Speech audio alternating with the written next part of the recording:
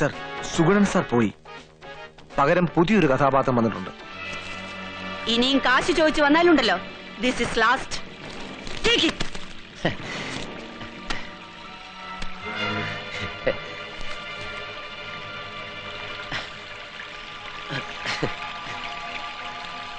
പാഷ,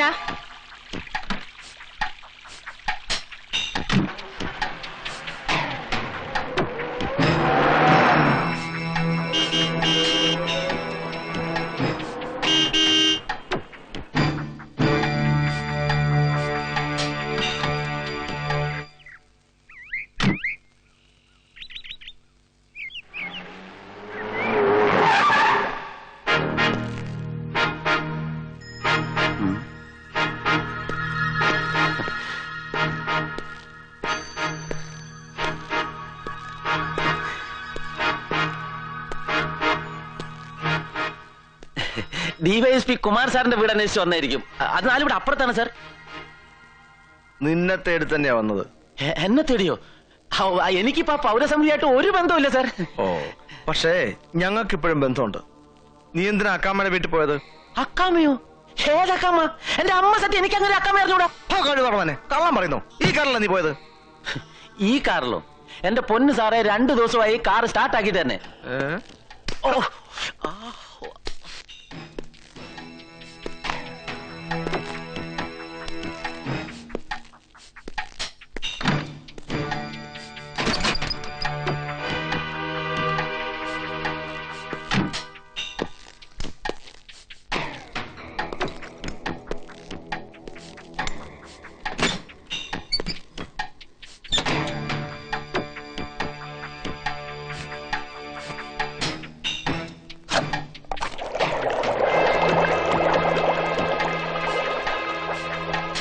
രണ്ട് ദിവസമായിട്ട് നിന്റെ റേഡിയേറ്റർ തണുത്തിട്ടില്ല കേട്ടോ.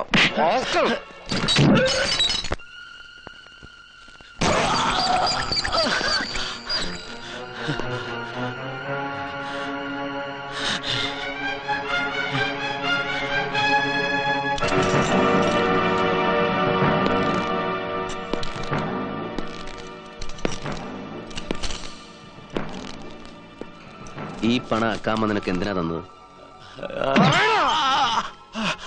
അക്കാമ്മയുടെ മകനെ കാട്ടിക്കൊടുക്കാതിരിക്കാൻ. നീ കാട്ടിക്കൊടുക്കാതിരിക്കാൻ അവൻ എന്ത് തെറ്റാ ചെയ്തത്? അത് അക്കാമ്മയുടെ മകൻ രജി.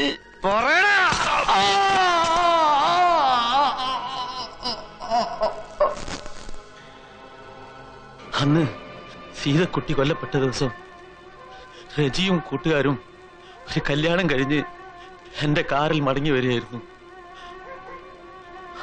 അപ്പോ രാത്രി ഏകദേശം 7-7:30 മണിയായി കാണും.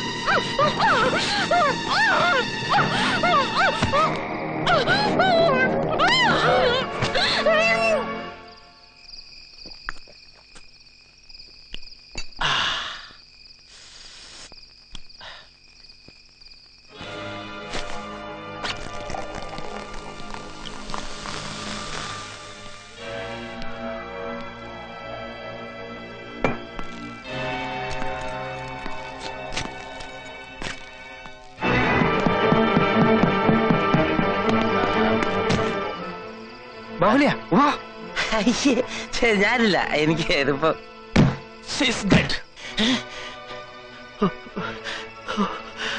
വാ.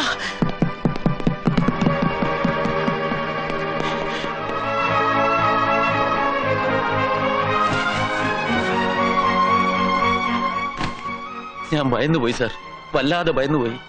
ബോഡി മറവ് ചെയ്യാൻ അപ്പൊ എനിക്ക് തോന്നിയില്ല. വിവരം ഞാൻ സുഗണ സാറിനെ അറിയിച്ചു. സാർ അക്കാമയെ അറിയിച്ചു. സാറ് പറഞ്ഞതനുസരിച്ച് ഡെഡ് ബോഡി കുളത്ത് കല്ല് കെട്ടി താത്തി. എന്തിനാ കോവിലത്തെ കുളത്തിൽ തന്നെ കൊണ്ടിട്ടത്? വേറെ ഇഷ്ടം പോലെ കുളങ്ങളുണ്ടല്ലോ ഈ രാജ്യത്ത്. അവിടെ തന്നെ ഇടാൻ പറഞ്ഞത് സൂണ സാറാ? എന്തിന്?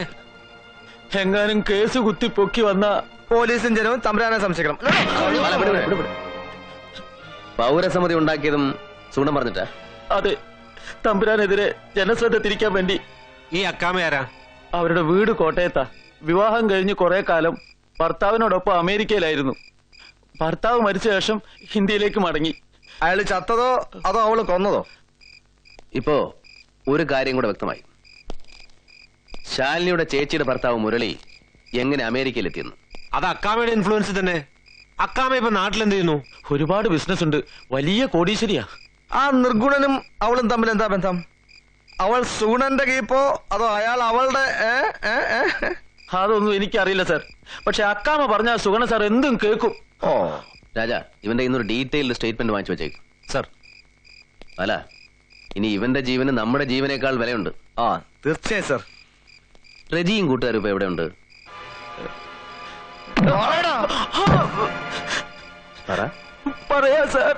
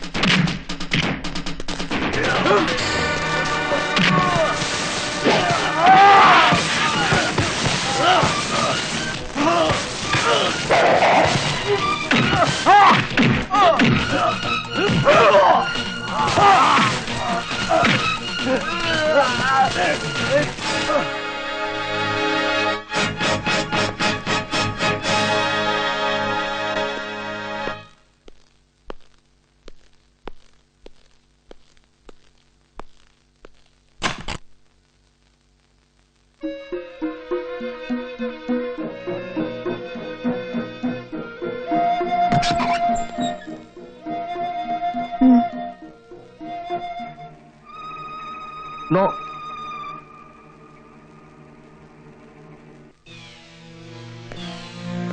ബിന്ദുവിനെ അവരെ ഐഡന്റിഫൈ ചെയ്യാൻ കഴിയുമോ സർ?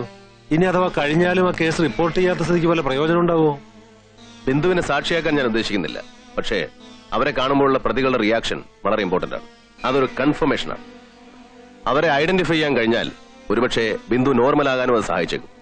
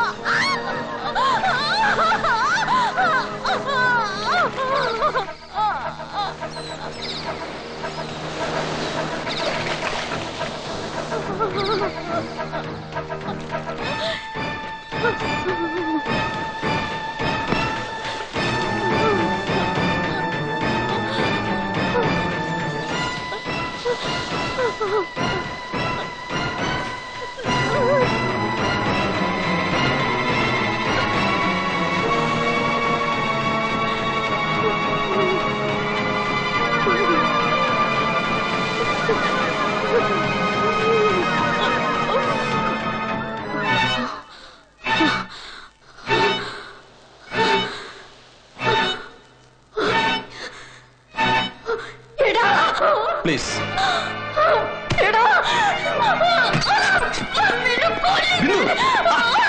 എന്താ കാണിക്കുന്നത്?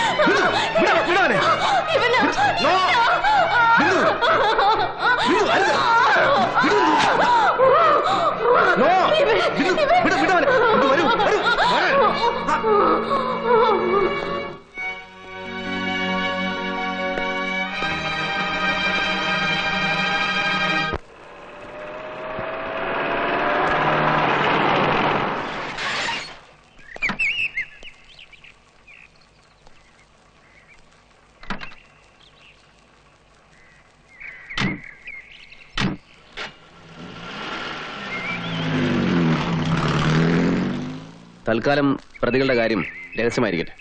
ഞാൻ പറഞ്ഞിട്ട് അറസ്റ്റ് റെക്കോർഡ് ചെയ്താൽ മതി. സർ, ഒരു അറസ്റ്റ് കൊണ്ട് മാത്രം ഈ കേസ് അവസാനിക്കുന്നില്ല. ഇവരെ കോടതിയെ കൊണ്ട് ശിക്ഷിപ്പിക്കേണ്ട ബാധ്യത കൂടെ നമുക്കുണ്ട്. പ്രതിഭാഗം വക്കീൽ ജഗദീഷ് ടി നമ്പ്യാർ തന്നെ ആയിരിക്കും അല്ലേ സർ? ആവണമെന്നാണ് എന്റെ പ്രാർത്ഥന. അല്പമൊക്കെ വൈരാഗ്യമില്ലെങ്കിൽ പിന്നെ നമ്മളൊക്കെ ദൈവങ്ങളായി പോവില്ലേ രാജാ? നമ്പ്യാര് 18 അടവ് എടുക്കും പ്രതികളെ രക്ഷിക്കാൻ. 19ാമത്തെ അടവ് എടുക്കട്ടെ. എന്തും ഫേസ് ചെയ്യാൻ ഞാൻ പ്രിപ്പയർഡാണ്. പക്ഷേ അതിനേക്കാളൊക്കെ ഇമ്പോർട്ടന്റ് ആയിട്ടുള്ള ഒരു കാര്യം സുഗണപാലനെ ഇപ്പോഴത്തെ പോസ്റ്റിൽ നിന്ന് മാറ്റുക എന്നുള്ളതാണ്. അയാൾ ആ പോസ്റ്റിൽ ഇരിക്കുന്നിടത്തോളം കാലം ഈ കേസിന്റെ ഇൻവെസ്റ്റിഗേഷൻ മുമ്പോട്ട് പോവില്ല. അതുകൊണ്ട് അറസ്റ്റ് റെക്കോർഡാക്കണമെന്ന് ഞാൻ നേരത്തെ പറഞ്ഞു. സുഗുണൻ സാറിനെ മാറ്റാന്ന് പറഞ്ഞാൽ മിനിസ്റ്റർ കാണണം. എനിക്ക് അദ്ദേഹത്തെ നേരത്തെ അറിയാം.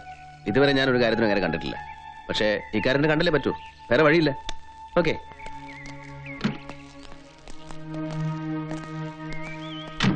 സുഗുണപാലനപ്പൽ എഫിഷ്യന്റ് ആയ ഒരു പോലീസ് ഓഫീസറെ സസ്പെൻഡ് ചെയ്യണമെങ്കിൽ വ്യക്തമായ തെളിവുകൾ തന്നെ വേണം. ഒരു ഡ്രൈവർ മൊഴിയൊന്നും പോരാ. പിന്നെ ആരുടെ മൊഴിയാണെങ്കിൽ മാത്തുകുട്ടിച്ചാന് ബോധ്യാവും. തങ്ങളുടെ സൗകര്യത്തിനനുസരിച്ച് മൊഴി ഉണ്ടാക്കുന്ന ഒരുപാട് ഓഫീസർമാർ ഇവിടെ ഉണ്ട്. ആ ലിസ്റ്റിൽ നിങ്ങൾ നേരത്തെ പറഞ്ഞ എഫിഷ്യന്റ് ഓഫീസറും പെടും. ഒരു ഒറിജിനൽ ഐ വിറ്റ്നസിന്റെ മൊഴിയേക്കാൾ താങ്കൾക്ക് സ്വീകാര്യമായ മൊഴി ഉണ്ടാക്കണമെന്ന് പറഞ്ഞാൽ കുറച്ച് ബുദ്ധിമുട്ടാണ്. ഈ ഓഫീസർ തന്റെ പോസ്റ്റിൽ ഇരിക്കുന്നിടത്തോളം കാലം ഈ കേസിന്റെ അന്വേഷണം മുന്നോട്ട് കൊണ്ടുപോകാൻ ബുദ്ധിമുട്ടാണ്. അതുകൊണ്ടാണ് അയാളെ സസ്പെൻഡ് ചെയ്യണമെന്ന് പറയുന്നത്. അല്ലാതെ എനിക്ക് അയാളുടെ യാതൊരു പേഴ്സണൽ ഗ്രഡ്ജുമില്ല. അത് പറഞ്ഞാൽ മനസ്സിലായില്ല പിന്നെ എന്നാ ചെയ്യാനാ? അനിയൻ കുഞ്ഞിന്റെ പൊസിഷൻ മനസ്സിലാവാഞ്ഞിട്ടാ. സസ്പെൻഡ് ചെയ്താൽ അയാൾ ട്രിബ്യൂണലിൽ പോകും. കൂടാതെ സസ്പെൻഷൻ ഫോഴ്സിന്റെ മൊത്തം മൊറയിലെ തന്നെ ബാധിക്കും. ഓ, മൊറയില് ഭരിച്ച് നിങ്ങളെല്ലാം കൂടെ തന്നെ ഇല്ലാതാക്കിയില്ലേ? ഇതൊക്കെ വേറെ ആരോടെങ്കിലും പോയി പറയണ മാത്തുകുട്ടിച്ചായ. പ്ലാന്റർ കുരുവടിയുടെ മകൻ എന്നാ റബലായത്? തനിക്ക് എന്താ എല്ലാറ്റിനോട് പുച്ഛം? എങ്ങനെ പുച്ഛിക്കാതിരിക്കും? തെരഞ്ഞെടുത്ത ഗവൺമെന്റ് ജനങ്ങൾക്ക് വിശ്വസിക്കാൻ വയ്യ. അവരെ ഗൈഡ് ചെയ്യുന്ന ബ്യൂറോക്രസി വിശ്വസിക്കാൻ വയ്യ. പിന്നെ ആകെ ഉള്ളത് ജുഡീഷ്യറിയാ. അതിന്റെ സംസ്കാരമെങ്കിലും കാത്തു സൂക്ഷിക്കുന്നൊരു മോഹമുണ്ട്. അതിനുവേണ്ടിയാണ് നിങ്ങളുടെയൊക്കെ പിന്നാലെ നടക്കുന്നത്. എനിക്ക് തർക്കിച്ചിരിക്കാൻ സമയമില്ല. മാത്തുക്കുട്ടി ചാനെ കൊണ്ട് വയ്യെങ്കിൽ പറ. ഈ നാട്ടിലൊരു ഹൈക്കോടതി ഉണ്ട്, അവർക്ക് ബോധ്യമാകാൻ ഈ തെളിവൊക്കെ മതി. ശരി സാർ.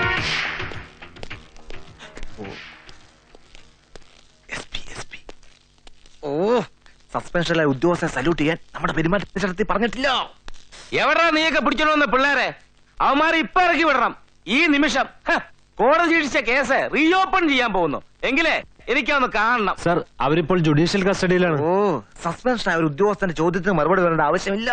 സസ്പെൻഷനിലാണെങ്കിലും എന്റെ വില ഞാൻ കാണിച്ചു തരാടാ. സൂര്യൻ അസ്തമിക്കുന്നതിന് മുമ്പ് നിന്റെയൊക്കെ തൊപ്പി ഞാൻ നിർപ്പിച്ചിരിക്കും.